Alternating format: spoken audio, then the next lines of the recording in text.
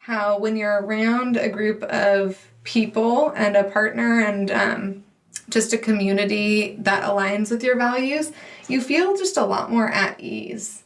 And I remember when I met Cameron, feeling much more just at peace with who I was and my identity. And I think sometimes when you've been in one environment, maybe a college environment or one friend group for so long, you don't sometimes realize some of those parts of you that you maybe lose.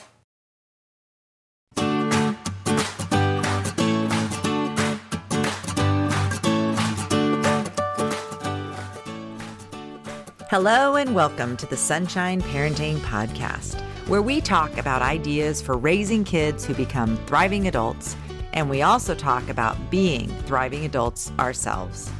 I'm your host, Audrey Monkey. Here on the podcast, I share my experiences parenting 5 now adult kids and working with thousands more as a summer camp director for the past 4 decades. I'm the author of Happy Campers, and I love sharing encouragement and ideas for living more positive, connected lives. Topics I researched extensively for my master's in psychology and continue to explore today. I created this podcast as a place to share what I've learned and to encourage us all to raise and be thriving adults.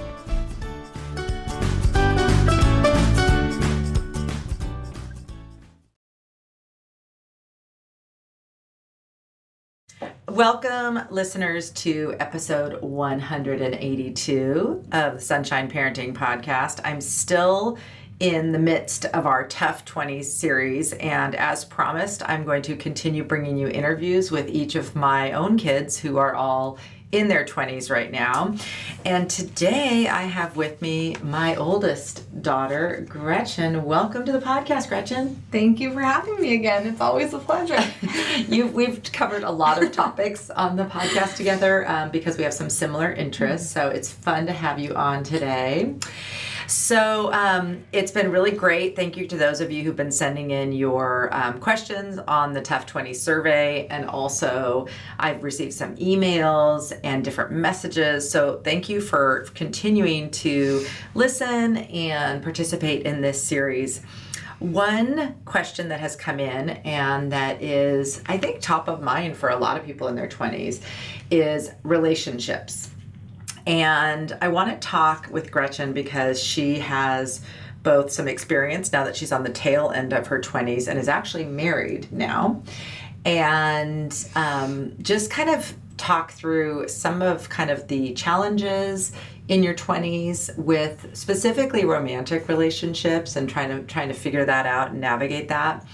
And also some of her insights from Meg Jay's book, The Defining Decade. And then I also have a post that I wrote several years ago when my girls were all kind of getting close to their 20s it's called Choose Wisely, and it's about picking your life partner or spouse. So let's just get into it. Gretchen, to start with, I think just tell a little bit about where you are in your 20s and like life right now. Sure. I'm 29 right now. And I am about 2 months away from turning 30, so I'm at the very tail end of my 20s. And I was a teacher for 5 years, and now I am a mom. I have a 1-year-old daughter named Hazel, and I also work with you at Gold Arrow Camp as an assistant director. So my job has shifted a little these past few years, and there have been a lot of fun, exciting changes. In 2021, I got married and moved back to Clovis after being in the Bay Area for a long time. I was there for about 8 years, going to school and then working. And so it's been awesome these past few years to be back and closer to family and getting to be more involved in camp. And we like having you closer again and back home. You were very independent, and so there was a long time when you were sort of like gone, and so it's really nice having you back and nearby, especially now that my granddaughter is near me too. I like that. So a couple things that I think are worth like mentioning before we start. The 20s are a very important decade in terms of like romantic relationships, wouldn't you say? Yes. So I think a lot of people don't really think about serious romantic relationships in their 20s. And I read this book, The Defining Decade, actually when I was 17 or 18, so before my 20s even started. And the book talks a little bit about work and relationships and your spiritual life and kind of what you need to do in your 20s to set yourself up for the life that you want in your 30s and 40s and beyond. And I think one of the things that's hard is a lot of people don't see their 20s as a time to necessarily have any serious relationships because it seems like marriage and kids is just such a faraway thing. And a lot of people choose to focus on their careers first. And I actually wrote something down from Meg Jay's book. A lot of people do focus on their career planning. And we receive a lot of support on career planning our whole life. Even in elementary school, others are asking you what you want to be when you grow up, all the way through your parents helping you with college prep. A lot of time is spent on preparing you professionally, and not a lot of time is spent, I would say explicitly, preparing you for relationships. That is so true. Yeah, I think it's funny because at camp we spend a lot of time focusing on friendship skills and relationship skills, and we're learning more and more how important that is to work on that throughout life and how to better connect with people. Yeah. But it doesn't, to me, seem like enough of a focus outside of like camp and sort of in other venues. It's not as much of a focus. That's really, really insightful. And I think another thing, and I've mentioned this already before, and I probably will keep coming back to it, is I don't think there's been a lot of help with helping people kind of sit back once in a while and just sort of think about, what do I want? Mm-hmm. Like whether it's, career where you can get kind of like on a path because, your parents think it's great or it's prestigious or whatever. Same with relationships. Oftentimes, I think people just kind of fall into them. Mm-hmm. Like maybe you in college, you meet someone and you're just you're dating for a long time and you're having fun and everything. And then sometimes that just kind of continues on after college. And no one's really sat back and thought, well, okay, what am I wanting in by the time I'm 30 or 40? And is this person I'm with, do they have the same goals that I have?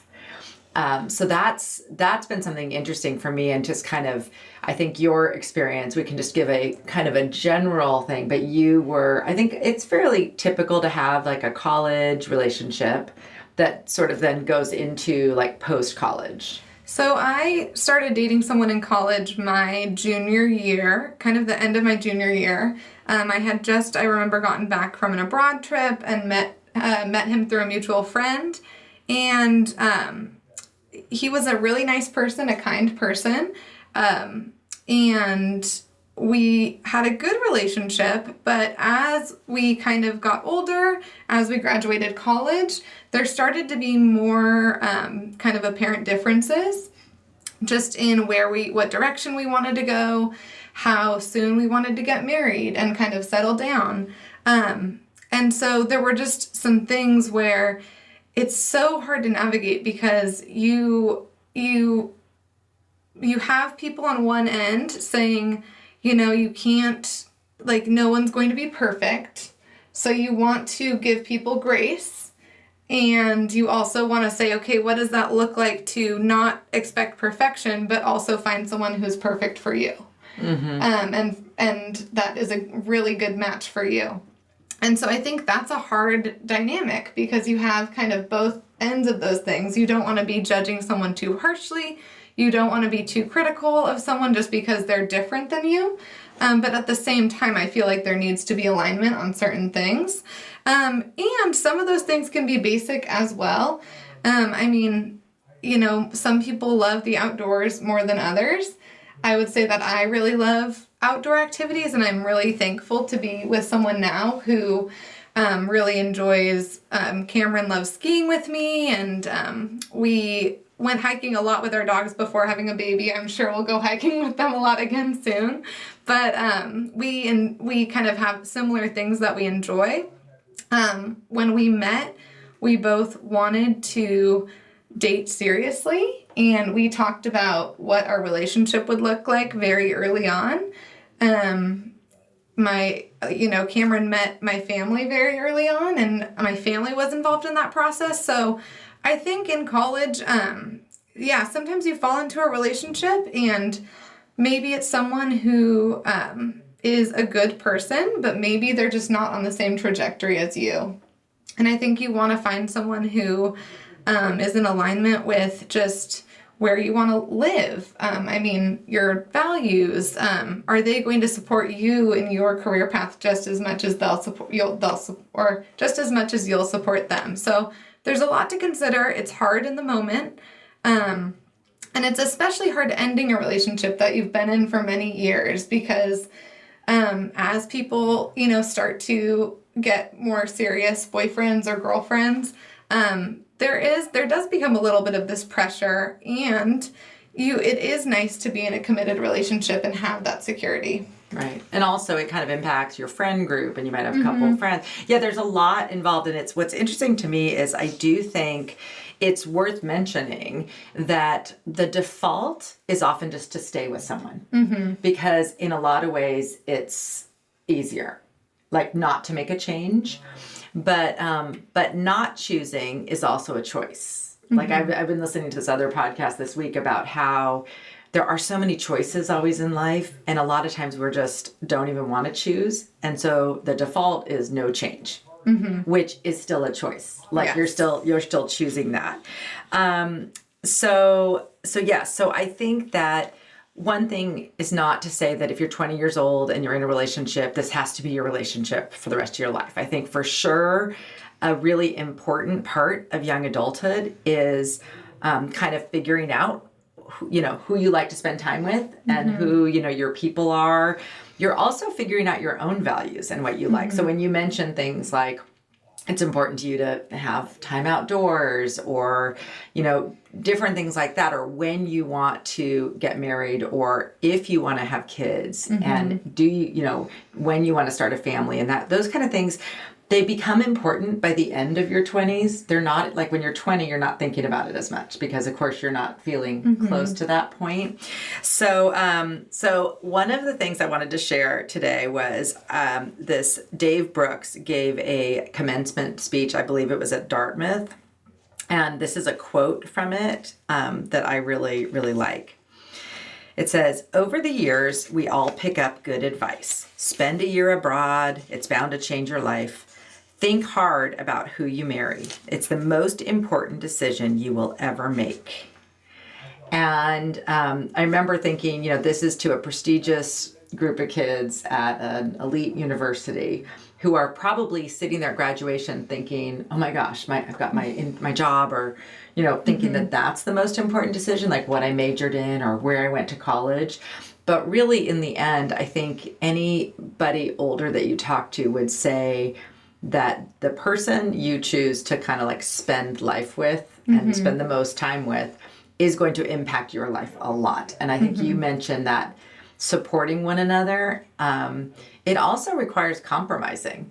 You might not get to pursue perhaps like the exact career or live in the exact place that you want to live in once you've like combined your life with someone else. So you have to kind of think about those things, So what else did I know you also had a book club this summer with some staff at camp. So I just wanted to hear, when you guys discussed relationships, what were some of the things that came up for people? A couple things we talked about. One thing that comes up in Meg Jay's book is the thinking ahead of how, if you want to get married and have kids, how thinking about that sooner is better, because you have to consider things like, if you want to be a grandparent one day, how old do you want to be when you become a grandparent?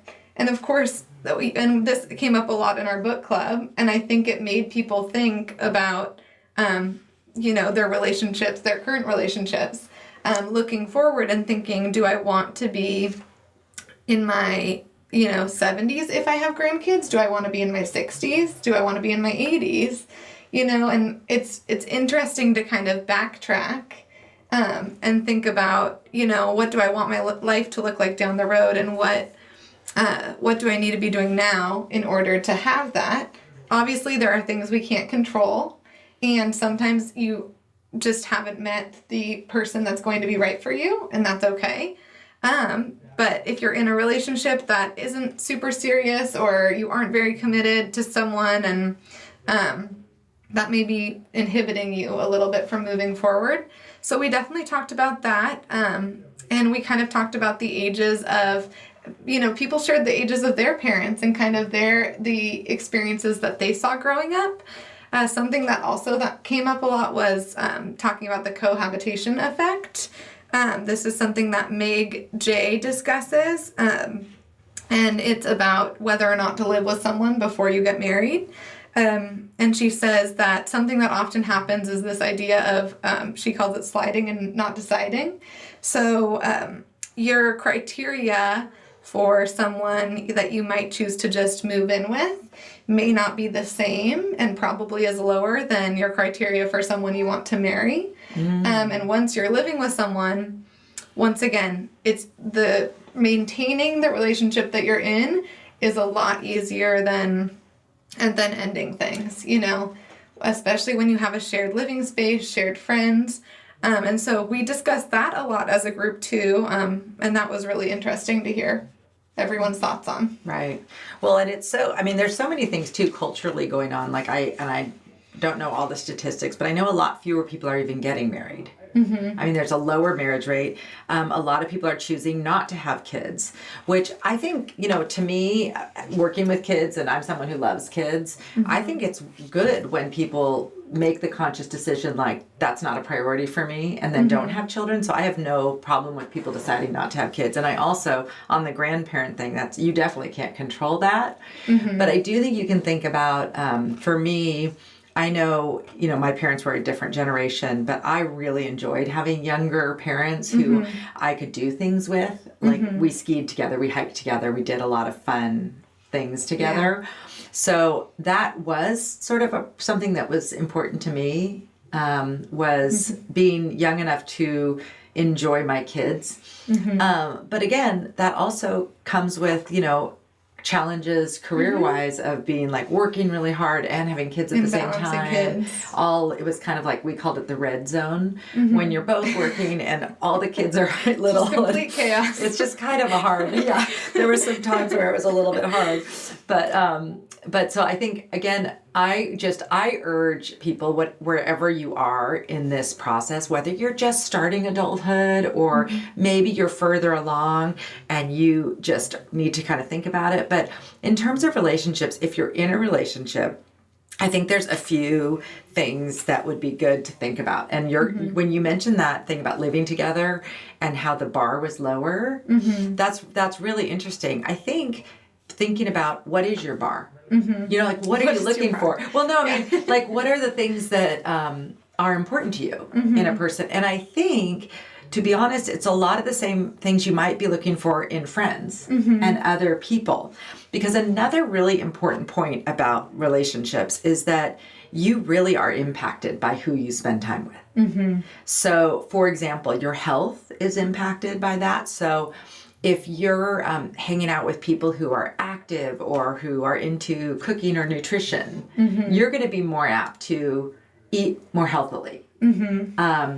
If you're hanging out with people, and obviously when you have an interest, you often end up hanging out with those people, but outdoorsy people. Yeah. Like, I know you and Cameron have met some friends who have a baby as well, who like to hike. And you all met with your babies in backpacks and went for a hike this summer. So so that is also a part of this. It's beyond just the person that you marry or end up with long term, because their friends become your friends. You get mutual friends. And you're just going to think about this, like, people that you spend time with, and how is that influencing you? So I think that's actually always a good thing to think about, whether you're in high school or college or beyond. Who are you spending time with? And are they people that are kind of, encouraging building you up to be the person you want to be? Or do you need to kind of think about surrounding yourself with different people? So I think that was an interesting thing, is about kind of thinking a little bit more about who we spend time with. And if you're not in a romantic relationship, which that was me for my all of college and my early, right after college, I didn't have a boyfriend, and I felt kind of sad about it, at the time. I was like, oh man, like, am I ever going to meet anyone? But I think that thinking the people you spend time with, part of the reason I think maybe I didn't meet someone in college, and I'm glad I didn't, was because sort of the people I was hanging out, I hadn't figured out what I who I wanted to be yet. Yeah. I think I was just sort of going the path of least resistance. So I was just with people who were perfectly nice and fine and fun, but I'm not sure I was like pushing myself or kind of growing in ways that I wanted to be. Yeah. I agree, and I think something that just made me think of too is just how when you're around a group of people and a partner and just a community that aligns with your values, you feel just a lot more at ease. And I remember when I met Cameron, feeling much more just at peace with who I was and my identity, and I think sometimes when you've been in one environment, maybe a college environment or one friend group for so long, you don't sometimes realize some of those parts of you that you maybe lose. Yeah. That's a great thing, is if a person makes you feel peaceful and like feels like you are kind of your best self when you're with them. That's a really good clue that like, hey, this is a good person, for me. Okay. So I just want to this is just fun to find this because I'll just read a little bit of this. It's called Choose Wisely, and it was from my blog, and I have to look at what year it was written, but it was a long time ago, like way, way long ago. And I know the timing because it says, my 3 oldest, all girls, have grown up so fast. 2 are in college and 1 is about to be. So that's the timing of that. And even though I talked with them about a lot of stuff, I just know I forgot some important things. Or maybe I talked to 1 or 2 of them about a topic, but forgot to tell the others. Instead of wallowing in the anxiety and wondering what I missed, I'm writing down the things I want to make sure I told them.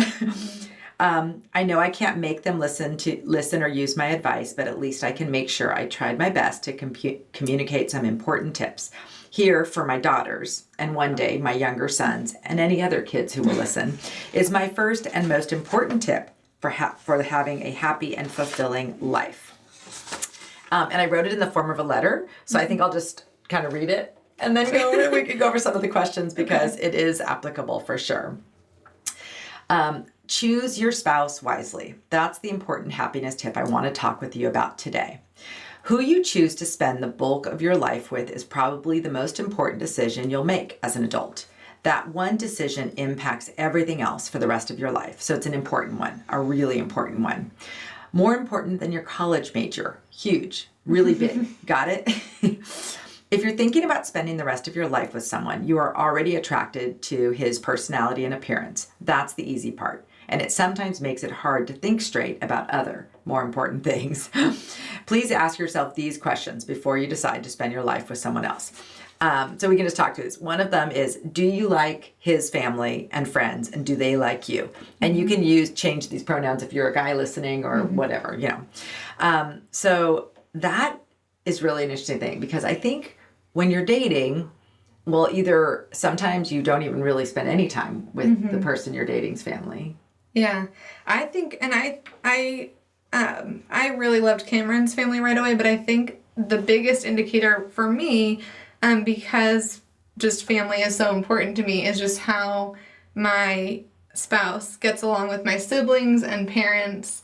And I feel like Cameron was the first person that I dated where I could leave Cameron with family members and know that they would have a great time. Not, like a lot of people can get along, but I would know that like they would really connect because I think they just really got along really well. Yeah.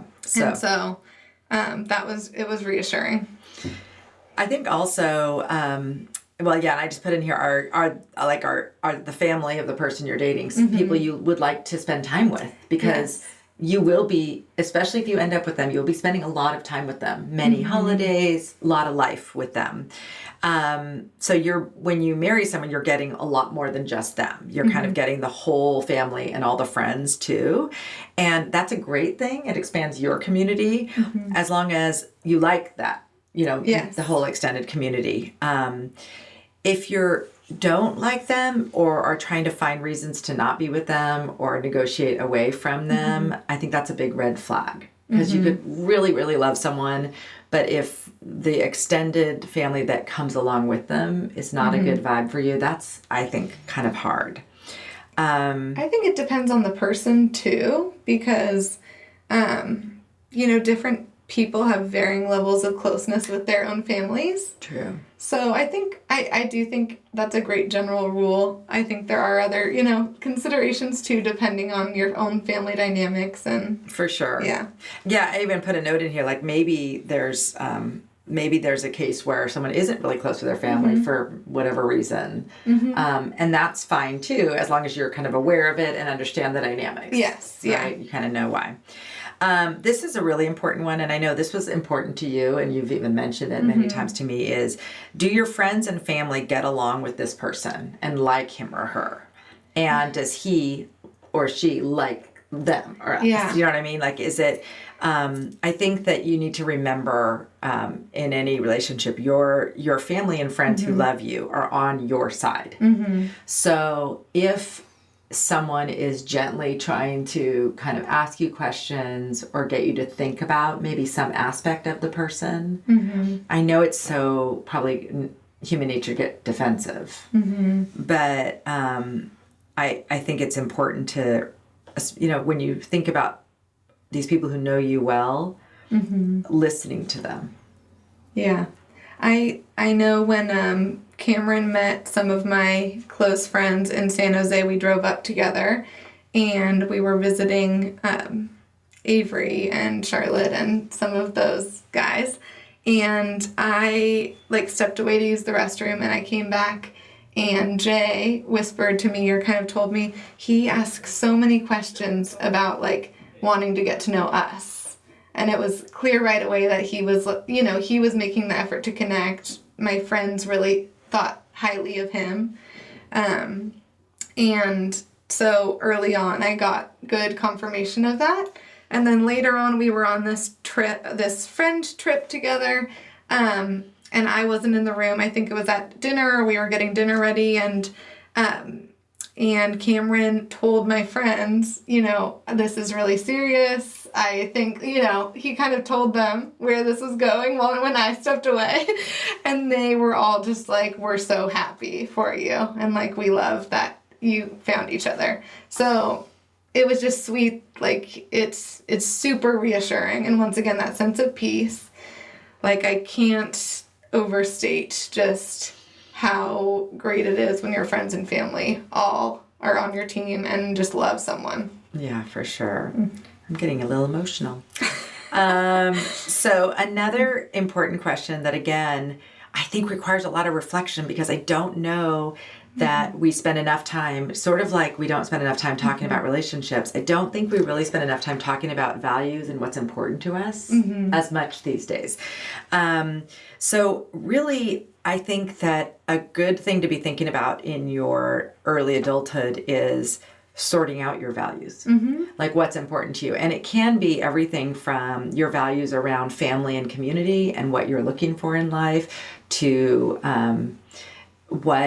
how you want to spend your time, how you want to spend your money. There's so many things. So I do think it's good that people do wait these days until they're a little bit older to connect, usually, or get married, because there is value in sort of figuring your own things out first and knowing what's important to you. Yeah. And sometimes that comes through dating different people and figuring out what you isn't the same. Maybe when you find out with one person, it could just be financial stuff, that's to one person, being in debt or, I don't know, not budgeting or, overspending when you really want something, or really saving a lot. People have different things, and those are kind of important things. Also, like religion is kind of an important thing. And now I know that, again, we're in a time where a lot of people don't really have any religion. But I was listening to something, and it was saying you all, even if you don't worship like God, there's something that you do worship. It could be your career. It could be your family. It could be, service with one organization. It could be anything. But it's sort of like, what is your most important thing? Yeah. And so you definitely, you don't have to have the exact same, but they need to at least be in the same path, right? In a line. Yeah. And I think back to kind of people waiting a little bit to figure out their own values. Something that that Meg Jay mentioned was there are higher divorce rates for earlier 20s, but after 25, there's actually no difference. So I think maybe those early 20s, kind of when you're in college, are really that time, and maybe a few years out of college are that, that's the sweet spot maybe for kind of figuring out those values. But I think sometimes people almost wait too long as well. Like there's, it's on both. You have to have your values, you have to have the right person, but then you really don't need to wait that long. Right. Well, and I do think on another, it's a whole nother topic that I'm definitely not an expert on, but we'll find, I have somebody in mind who I think would be a good person to have on to talk about this. But when you are ready and you're in your 20s or 30s or whatever it is, what do you do when you haven't met someone? And I think that's a question that somebody said a question, and I'm like, that's a really good question, because I wouldn't really know how to approach it at this stage. But I'm going to bring in someone on that topic, because I think that's a different topic, is meeting the people that, like, we're talking about, like, once you kind of have someone that you're dating already, these are ways to assess. But like, just finding those people is harder, especially when people are working really hard or they don't really have as much time. So just the last couple questions, and then we'll close this up. Does this person want and encourage you to pursue your own interests and support you with those? And do you do the equal thing for them? I think this is, I think relationships, they're never going to be like this constantly equal situation. But what I think you're looking for is this mutual type of relationship where you support each other, and at varying times it requires different sacrifices or different amounts. And or you really all have decided, like, maybe one person's career is such that it needs all the focus for the moment. Or it could be, it really can be any combination of things, but it's just to be clear on that. And if there's something that's really important to you, like goal-wise or career-wise, that you then have talked about that. So I just saw that your example was what I was thinking of for mine as well. Was it? Yeah, I can give your example. You can read Sunshine's article, but I was thinking of ways that Cameron right now helps me pursue my own interests and supports me. It is really hard to pursue any kind of interest when you have a 1-year-old, because I think both of us were used to getting home from work, and then we could both take time to go on a run or work out independently, go meet with a friend. We could both do something. Now we have to kind of navigate. Someone always needs to be with Hazel. And I decided I wanted to do a marathon before I turned 30. And marathon training is super time consuming. You have to go for at least one pretty long run a week. And Cameron was super happy to have that extra time with Hazel and is so encouraging and supportive, and every week is saying, I can't believe you're training for this. This is so awesome. So he's really lifting me up, but also just taking on that extra time with Hazel so that I can do this. And I'm also in a program. I'm going to school. And so Cameron is with Hazel every Monday night while I am at Fresno State. So I really felt like he completely 100% supports any interest or thing that I want to pursue. And I will do the same for him, but I feel like right now he's definitely supporting me a lot right now. Yeah, that's great. You'll have to return the favor.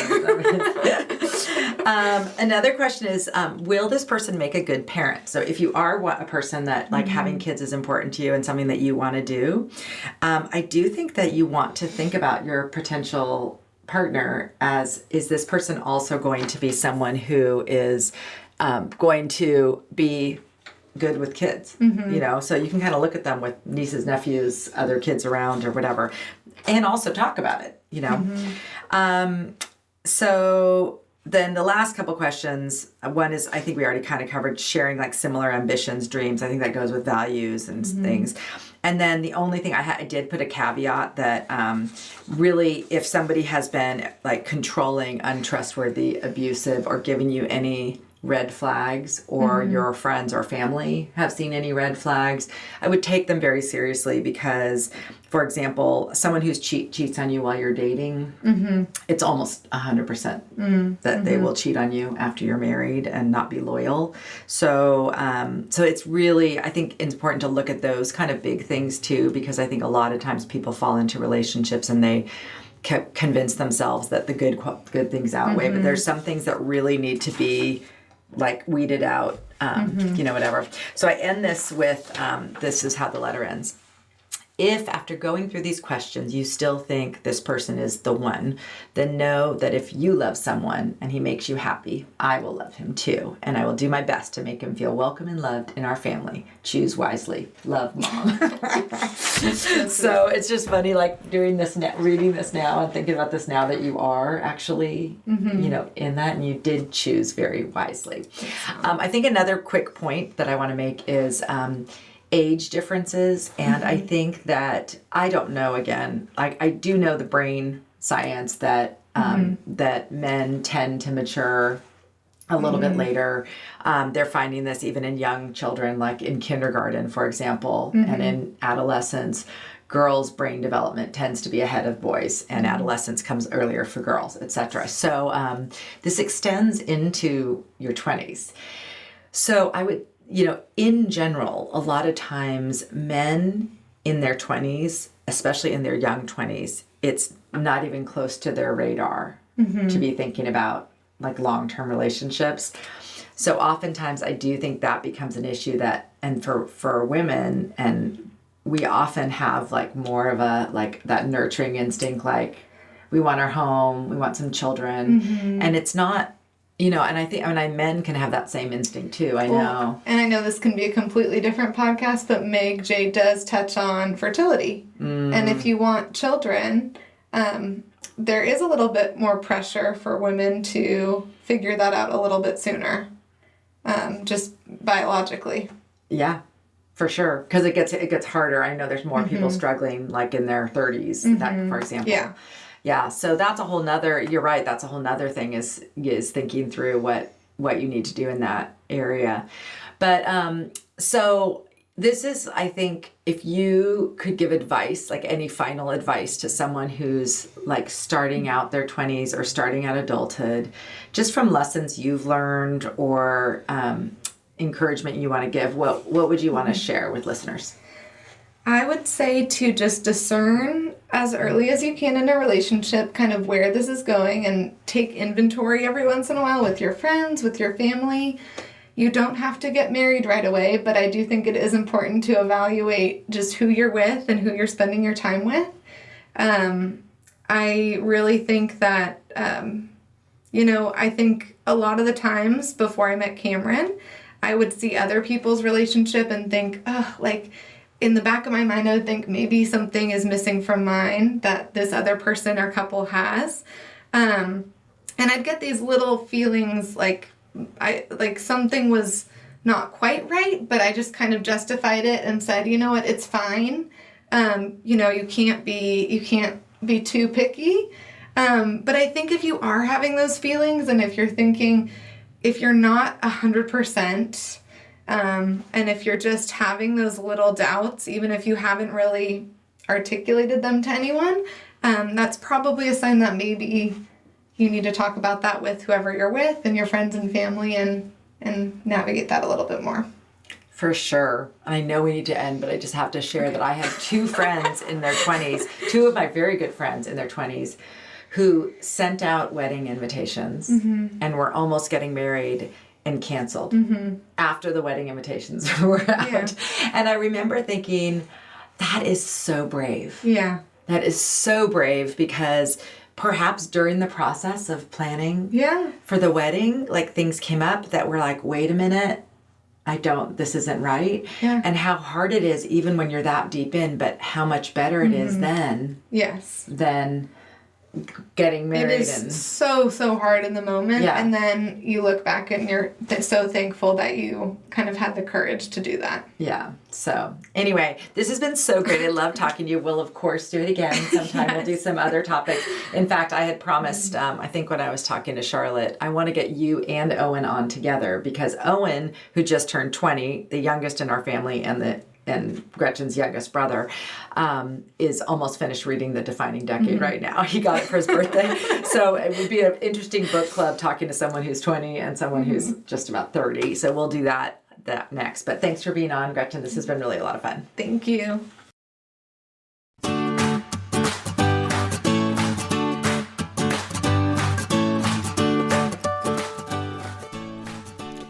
Thank you so much for listening to this episode of the Sunshine Parenting Podcast. As always, you can find notes and links about this episode on my website at sunshine-parenting.com.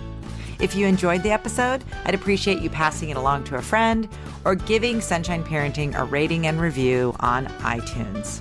If you enjoy listening to my voice talking to you, my book, Happy Campers, 9 Summer Camp Secrets for Raising Kids Who Become Thriving Adults, is now available on Audible.